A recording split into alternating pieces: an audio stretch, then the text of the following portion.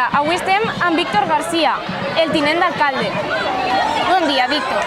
Avui ens vas explicar un poc si saps algo de la Reial Fàbrica? Molt bon dia, primer que res, Teresa. Moltes gràcies i per a mi és un plaer que m'entrevistes. I, evidentment, de la Real Fàbrica, jo crec que més que vosaltres, els xiquets de l'Alcora, ja vosaltres porteu tot un any treballant en escoles, fent moltes activitats, anant i fent visites a la Real Fàbrica, sabent un poc de la història.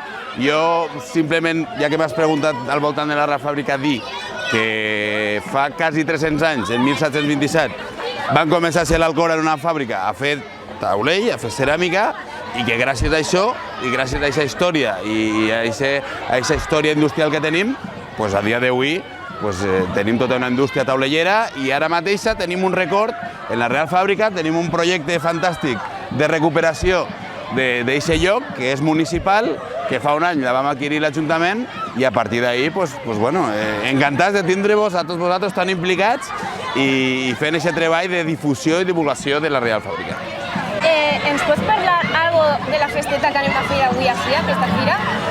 Clar que sí. Mira, avui és un poc com el reconeixement que fem per part de l'Ajuntament i per part de la Regidoria d'Educació i de Patrimoni, de les quals són competències meua, perquè estem tan contents del projecte que heu portat entre tots escoles junts, i vull així deixar clar que escoles que participeu, la Salle, que participa també el Conde d'Aranda, que participa el Granger Mascarós, el Puerto de l'Espardo, Ximent d'Urrea, i que també participa la formació per adults Tirano Blanc i en una altra mesura també l'Alcalatén, és a dir, tots les escoles de l'Alcora, tots els alumnes de l'Alcora esteu participant en fent moltes activitats al voltant d'aquest projecte de recuperació de la Real Fàbrica i avui, dins del Maig Ceràmic, que és la segona edició que fem el 2018, vam veure pertinent fer-vos una festa durant tot el matí per a vosaltres on hi ha, ja hem vist, una obra de teatre, un concert de guitarra, ara mateix hi ha nombroses activitats de multiaventura, de jocs populars, tallers, gimnàsia.